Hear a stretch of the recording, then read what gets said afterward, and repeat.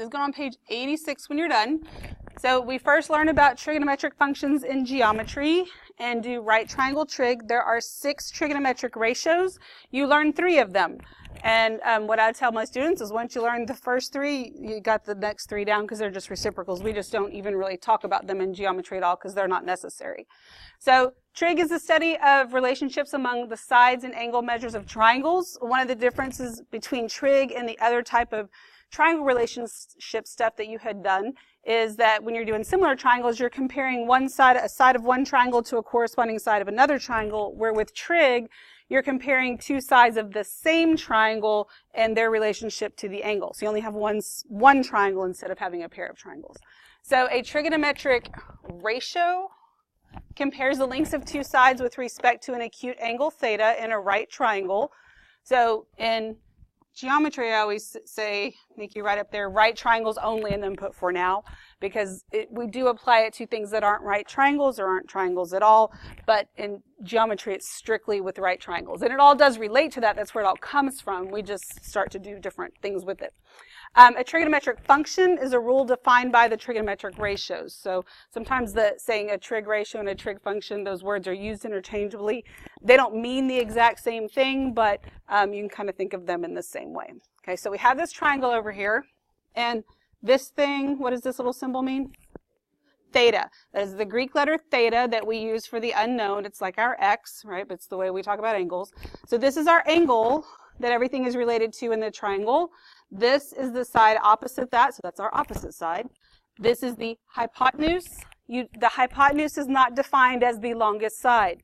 It is not defined as the slanted side, because I could turn it and make any of them slant. What is the hypotenuse? I just said it's not the longest, and somebody's like, the longest? Yeah, the hypotenuse. How do I define that in the triangle? I literally just said it's not the longest and it's not the slanted. It's opposite the right angle. That is what the hypotenuse is. It is the side opposite the right angle. Okay, so opposite side is across from theta. The hypotenuse is opposite the right angle, and then this is adjacent, because the hypotenuse is adjacent to theta as well, but this is the adjacent side or the adjacent leg. All right, so to set up these ratios, you want to make sure that you understand the terminology and what it's asking you. It says use the triangle at the left, so use the triangle at the left to define the 6 trigonometric functions. It is not asking me for theta.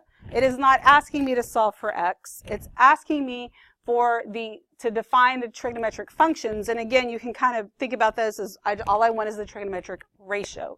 So the sine of theta, the sine is always what over what? Opposite over hypotenuse. So the sine is opposite over hypotenuse. Cosine is what? Adjacent over hypotenuse. And tangent is opposite over adjacent. Okay. And our acronym to help us remember those, what is that? SOHCAHTOA. SOHCAHTOA. Good job. Things that you definitely should remember from geometry. It's a big, big deal. Okay. So SOHCAHTOA. Now, these are the 3 that we talk about in geometry, and then these are the other 3 that we bring in now. All they are reciprocals of the first 3. So once you got the first 3 down, you got the next 3 down. So sine, and by the way, just as a reminder, these are sine, cosine, and tangent. Do not ever say sin, cos, and tan. Don't bring that junk into my classroom, because we are big boys and girls. It's not funny. It just makes you sound stupid, like you don't know what you're talking about, because these are abbreviations, and when things are abbreviated, you still say the whole thing. So the other 3 are cosecant, secant, and cotangent. These are the abbreviations for them. Sine and cosecant are reciprocals of each other. So since sine is opposite over hypotenuse, cosecant is hypotenuse over opposite. Secant is the reciprocal of cosine, so secant theta is going to be hypotenuse over adjacent. Cotangent is the reciprocal of tangent, and so that's adjacent over opposite. So notice what you have sine and cosecant, and you have cosine and secant. So of every pair that are reciprocals, there's only one co in each pair. And tangent and cotangent go with each other, so keeping the other one straight should be pretty simple. Okay, easy enough? So we know all 6 of them now. And it says because cosecant, secant, and cotangent ratios are reciprocals of sine, cosine, and tangent ratios, they are called reciprocal functions and can be defined as, well, cosecant of theta is just 1 over sine theta.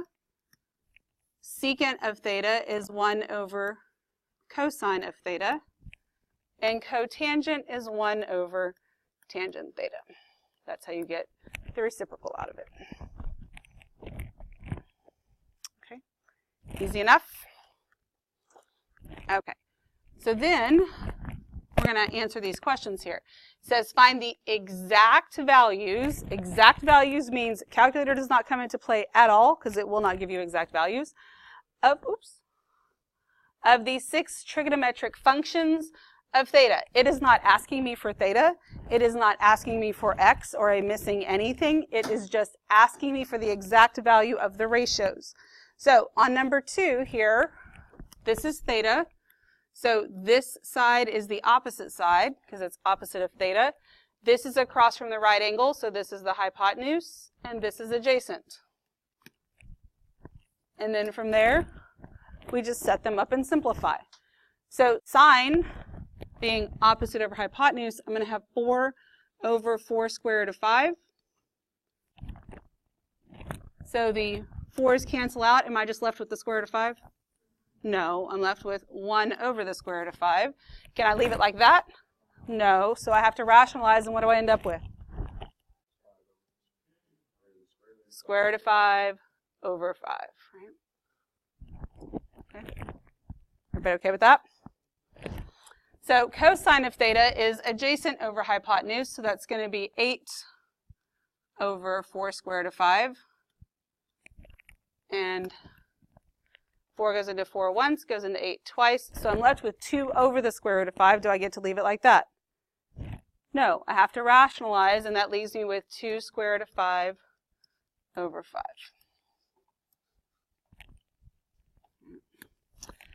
Then tangent is opposite over adjacent, so that's going to be 4 over 8, which just reduces to 1/2. Okay, everybody okay with all that so far? All right, so then for cosecant, it is the reciprocal of sine. Now, I could do 5 over the square root of 5, but then I would have to rationalize that. I can go back to this 1 over the square root of 5, which was not okay over here, but that gives me the square root of 5 over 1, which is just the square root of 5. And you could just jump to the square root of 5, but I want to make sure you know where it's coming from. The secant of theta is the reciprocal of cosine. So again, I could use this one and take the reciprocal, but this has the same value, it's just not in the right form. So that would give me the square root of 5 over 2, and I can't reduce that, and that's it. Cotangent of theta would be the reciprocal, so that's going to give me 2 over 1, which is just 2. And yes, it's fine just to jump to the 2. I just want you to see that it's the reciprocal right now. Okay, we all good with all that? Any questions? All right, so let's look at number 4. Number 4, I have to find all this, but I'm missing a side, right? So how can I find that missing side? Is it 45, 45, 90? No. Is it 30, 60, 90? Yes or no? Or we don't know? Okay, so what if we don't know? What if it's not? Like, how can I find the missing side of a right triangle? Yeah, Pythagorean theorem. Pythagorean theorem is going to work every time unless it is a special right triangle, and if you know that for sure, you can use that. But if it's not or you don't know, then you use Pythagorean theorem. So we're going to do 6 squared plus 6 squared to 3 squared equals x squared. Did I write that down correctly? No, I need parentheses. So 6 squared is 36 plus, now then when I do this, I got to square them both, so it's going to be 36 times, what's the square root of 3 squared? 3. Now you could skip this step. I just want to make sure that you know how to square that correctly. What's 3 times 36? 108. So 36 plus 108 equals x squared. So x squared is what? 144, and x equals 12. So what's the measure of theta?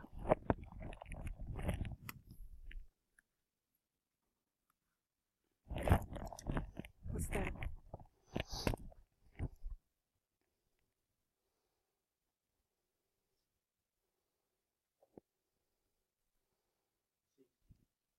Why?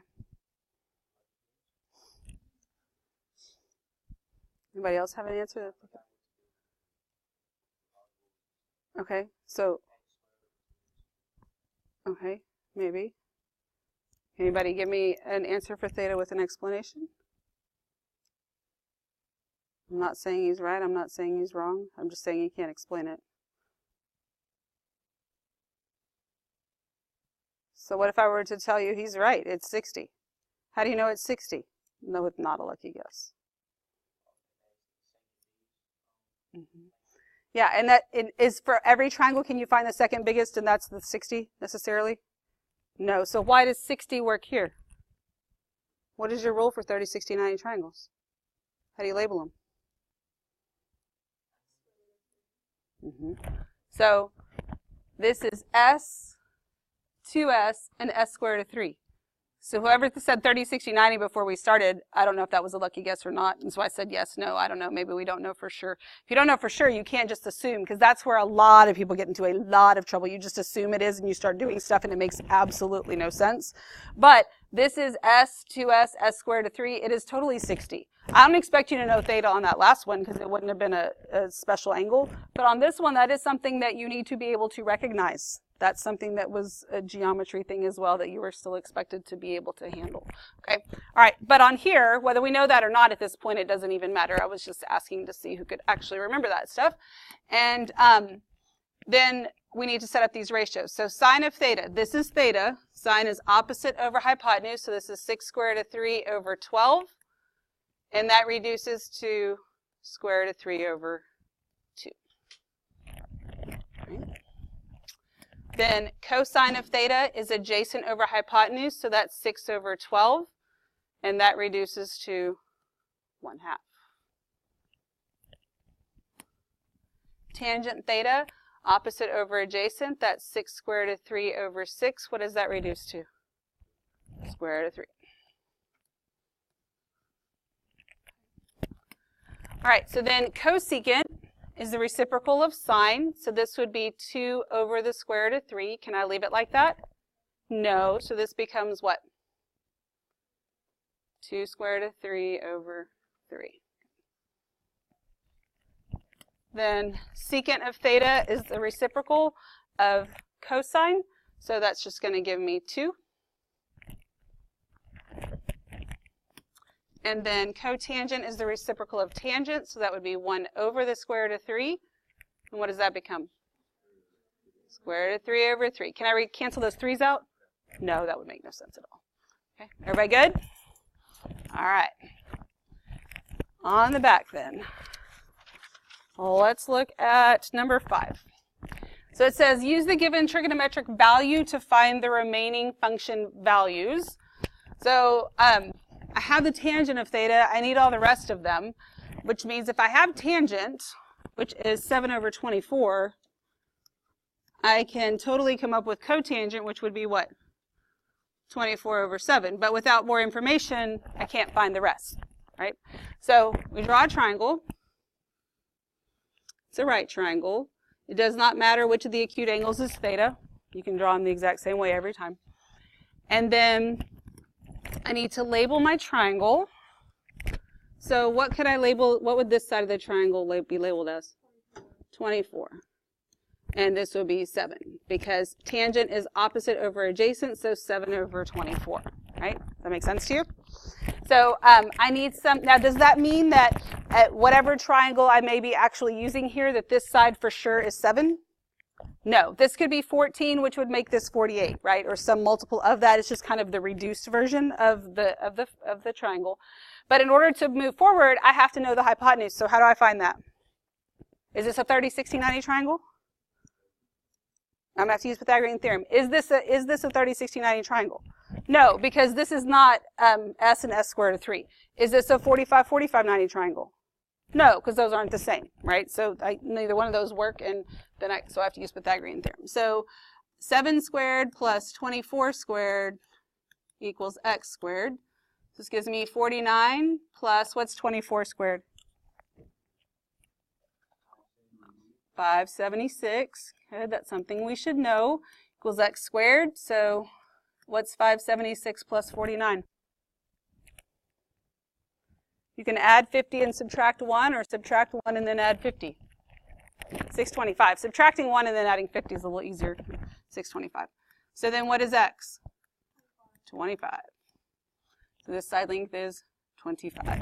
So now that you have all of that, then go ahead and fill in the rest of those 4 missing values. And then we'll check and see if we agree.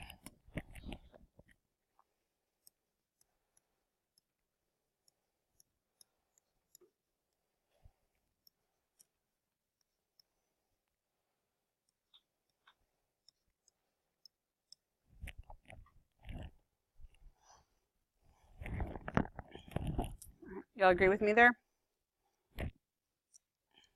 Is there anything for me to reduce? Like, I can't even reduce those. Sometimes I just set them up and it is what it is. Okay.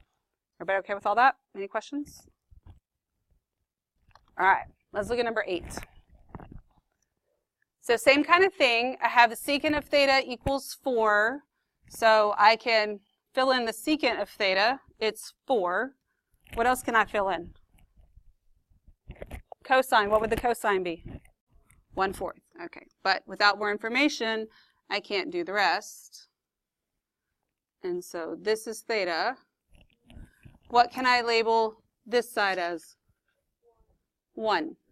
Okay, which I should be able to do even before I get this done, because since secant is the reciprocal of cosine, and cosine is adjacent over hypotenuse, that means secant has to be hypotenuse over adjacent, which you're not used to thinking about those, so maybe you need to write down. So when you put it over 1, then your adjacent side is 1. You can or labeled as 1. Your hypotenuse you can label as 4. And then I got to find the opposite side. So x squared plus 1 squared equals 4 squared.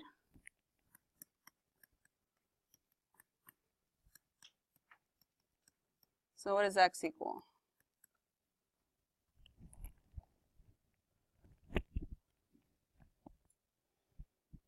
Square root of 15. Good.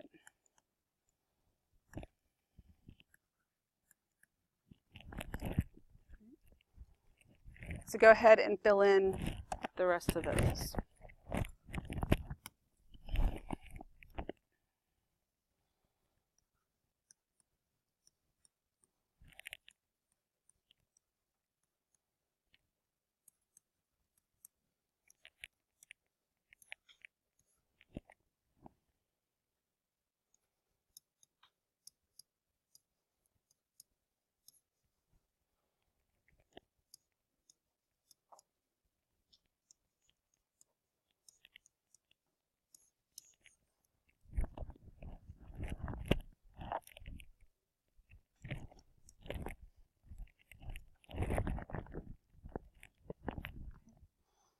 Everybody agree with that? Are there any questions?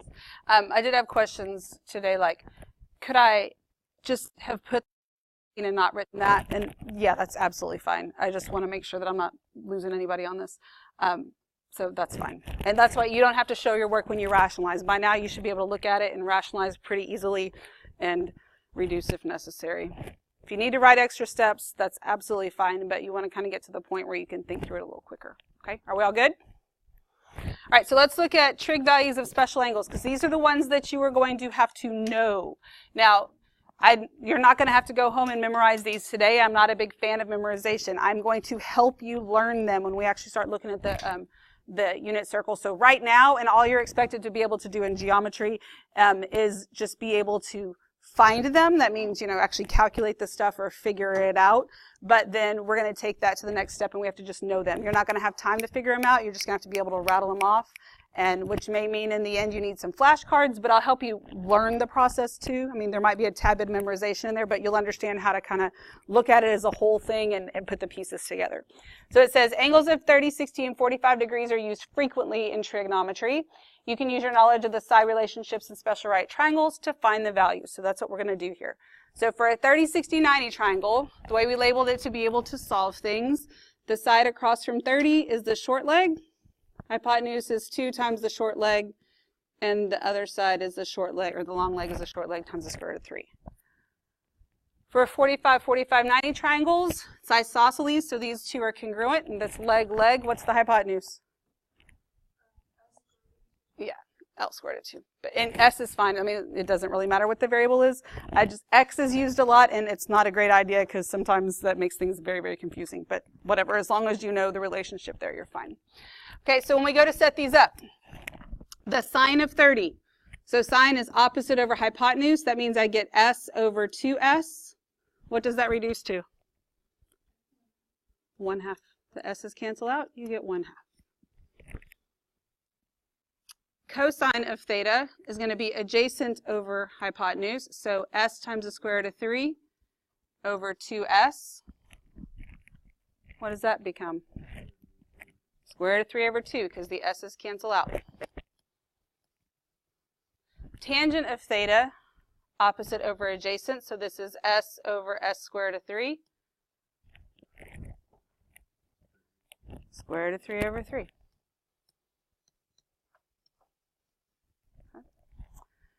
So then cosecant is just the reciprocal of sine. So that's just 2.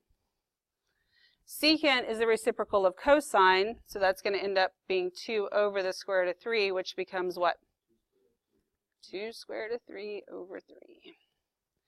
And then cotangent is the reciprocal of tangent, so I can jump back to here and just get square root of 3.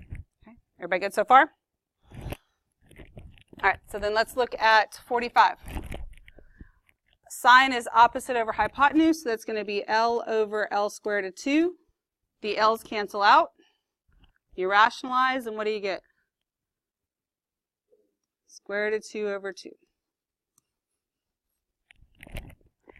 So cosine is adjacent over hypotenuse, so that's also L over L squared of 2, because the two angles are congruent, so it's just square root of 2 over 2. So sine and cosine are the same, which should make sense because the adjacent and the opposite sides are the same. Tangent is opposite over adjacent, so that's L over L, which is what? 1. Cosecant is the reciprocal of sine, so that's just square root of 2. I'm sorry, what did I just, oh yeah, so cosecant and sine. Sorry, I was thinking 30 in my brain. Secant is the reciprocal of cosine, so that's the same as well. So again, it should make sense that these two are the same since sine and cosine were the same. Cotangent is the reciprocal of tangent, so 1 over 1 becomes 1 over 1, so cotangent is 1. 60. So now this is my angle, and oh, I'm trying to the wrong thing now. Pointing to another angle. Hang on a second. There we go. 60. So this is my opposite side. So sine is opposite over hypotenuse. So that is 2. It is S squared of 3 over 2S. So what does that give me? Square root of 3 over 2. What does that match in my 30-degree row? The cosine. Sine of 60 is the same as cosine of 30. That should make sense to you because those angles are complementary, so it's the other acute angle. The sine of one is the cosine of the other because when you switch angles, what you're changing is which one is opposite and which one is adjacent. So cosine of 60 is adjacent over hypotenuse. That's S over 2S, which is 1/2. Which is the same as the sine of 30. So sine of 30 is the same as cosine of 60. Tangent is opposite over adjacent. So that is S squared of 3 over S, which is just square root of 3. What does that match in your 30 row? Cotangent, which should make sense because when you switch angles, you're switching opposite and adjacent, so those are reciprocals of each other. Okay. So then cosecant of theta, so cosecant of 60 should match what of 30? Secant, right? Does that make sense? So cosecant is the reciprocal of sine, so this would be 2 over the square root of 3, which ends up being 2 square root of 3 over 3, and they do match. So then what's the secant of 60? It's the reciprocal of cosine. It's also the cosecant, so it's just 2.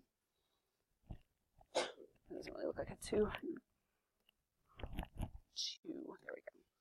All right, so then cotangent is the reciprocal of tangent. So it would be 1 over the square root of 3, which is square root of 3 over 3, which is the same as tangent. So those are values, again, like I said, that you're just going to have to know, but I will show you a kind of a big picture of way to learn it and understand it. Just purely memorizing it, it'll be gone before you know it, and that's not good for you, okay? Any questions at this point? Mm-hmm. 25, that's a 2s, it's not a 25. Yeah. S, 2s, s squared of 3. Yeah. They're all s's, yes, they're not s. No, they're s's. All right, anything else? Okay, good deal. Then go ahead and glue or tape this in now.